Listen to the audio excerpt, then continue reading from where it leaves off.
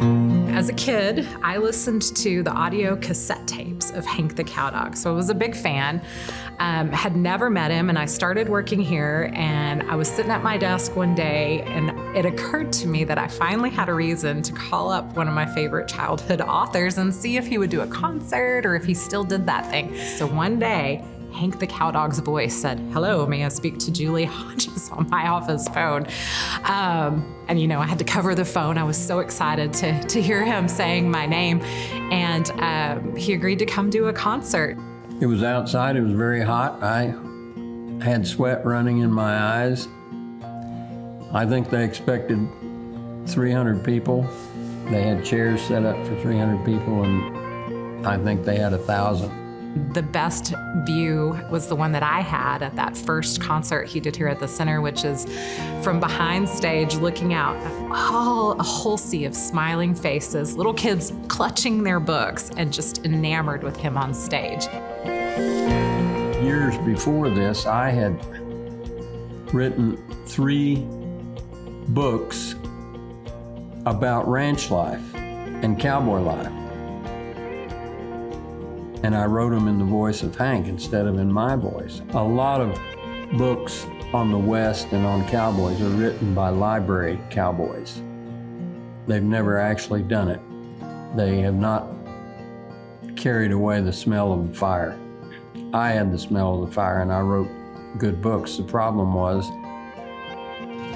very few people knew about them or read them. John Erickson emailed me 3 Word files that were the first Ranch Life Learning books. I think my response to him was, after I read it, was, I think I know what to do with these. So he's got a lot of complex ideas in there about farming and ranching and work ethic and the animals and weather systems and all of those great components. And yet he's tightly compacted those ideas and simplistically explain them in a way that any kid could simply pick up that book and understand. And so that was one of the greatest attractions for making sure that not only were these in our classrooms, but thanks to some wonderful donors along the way, every single child got their own copy for their personal bookshelf at home.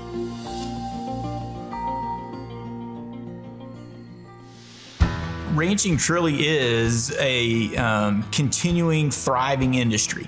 We wouldn't have hamburgers and steaks and the amazing amount of product that really come from animal agriculture, and specifically beef, if it weren't for ranchers all across the United States. Today, our young folks don't realize that meat comes from a cow. They think meat comes from a grocery store, milk comes from a grocery store. They think eggs come from a grocery store. We're trying to educate the public and show them how a cow takes low-quality grasses through her 4-chambered stomach and produces a beef calf that we use to produce a high-quality protein. A very large percentage of our population today is several generations removed from firsthand knowledge and experience in agriculture. They are hungry to know where their food comes from, to know about the people that raise their food. Most people outside of our world really don't have an idea what our industry is. I think they see the Yellowstones and some of more of the theatrical pieces of it, but there are other aspects to it, and I think this does a great job in showing them, what those pieces are. Most ranches are family operations that have been passed down through generations, and so it's important for us to tell that story that it is not some big corporate ranch that's supplying the meat on your table. It's a family. In staff meeting, we were talking one day, and we realized that more and more people at the National Ranching Heritage Center come in and ask, what is a ranch? And we kind of looked around the museum, we thought, we haven't just come out and defined what is a ranch here. We do a great job of telling the history and walking them through all of the structures and architecture. So when the Ranch Life books came out, I thought, well, there's a good answer. Could that be an exhibit? And I literally just kind of roughly drew something out on a piece of paper. I had it in one hallway, like, okay, this is book 1's area, and there's a cowboy here, and just kind of sketched it out, talked to the director at the time, And he thought, oh yeah, we can think about that. And we also both realized that I'm a horrible designer and sketcher and that we should bring in some help. She gave me a little blue felt pen on notebook paper, a little sketch of the hallway. Could we put a gas tank over here and a Hank, and put a few things about Hank the cow dog and ranching? So we kind of looked at that and we talked about it, about what we could do and try to find some things. And it just kind of grew from there. Mark Hartsfield and I were hired to do a master plan. Once it went beyond the hallway sketch, which was where really its infancy. Julie did the sketch of an exhibit in the hallway, and I took it and I looked at it. And I'm like, man, that's nice, but what you've told me about this project, there's so much more. And so that's kind of how it got started, was let's answer what is a ranch. Let's talk to people who know what they're doing when it comes to design. And from there, it just became, well, can we afford to do all of these amazing things, or can we raise the funds to do it?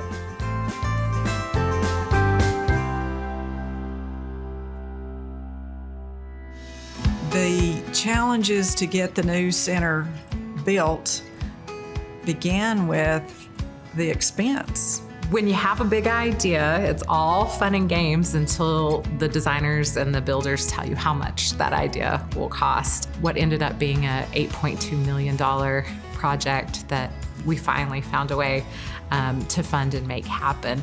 Once the project advertised for design team, it got really interesting then, because then it's definitely going beyond this core group that conceptualized it. Our role was to basically take Jim Brett and the Ranching and Heritage Association board and their vision and John's books and try to make it into reality. And so we hired our design teams, our construction teams, and we actually started putting pen and pencil on the paper to try to make this thing become a reality. We've got architects, we've got engineers, and we've got exhibit designers, and then we've got painters and us and installers, and being able to coordinate who's next, when can you go, that doesn't go there, that's the wrong color. Just a lot of coordination. And this is really, for as complicated a project as this has gone really well to this point.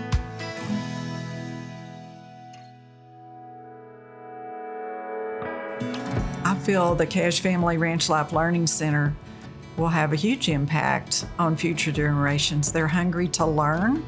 They want information, but they want factual information.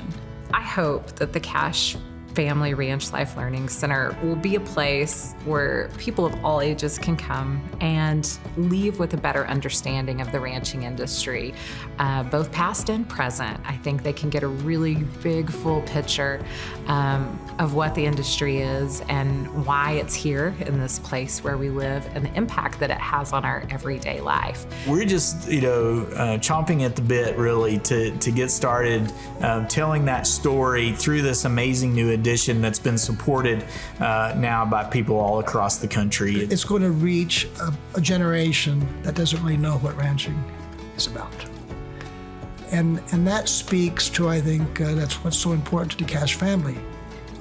When you see Clay, you're seeing somebody who knows what ranching is.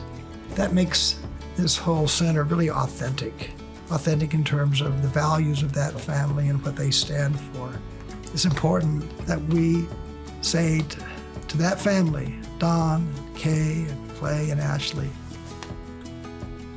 thank you, because they've made a real difference for Texas Tech and for this community and for this region. The Ranch Life Learning Center is truly a conglomeration of all different people from Lubbock and the ranching community coming together, right? It's not just us, but it's Texas Tech and the support of the administration there. It's the great leadership that we have at the Ranching Heritage Association. It's the CH Foundation being involved and really, starting this thing up. And then, Hank the cow dog himself, I don't know that this would be possible without those books and the love of Hank the cow dog that the whole community has. And so it's very much a community effort and just all of us feeling like education and the ranch life are truly important and need to be a focus. We're humbled to be able to help And we're proud, not only Ashley and I, but the entire Cash family is very proud to have our name on it. We're just so grateful to everybody who came alongside us to support the Ranch Life series of books and the Cash Family Ranch Life Learning Center. Of course, we wouldn't be here without all of those donors at every level, but we're especially grateful to the Cash family for making the lead gift, along with all of those who made an investment into bringing this immersive, hands-on learning center to life. We couldn't have done it without you, and we're just so grateful to everyone who made it possible. Thank you.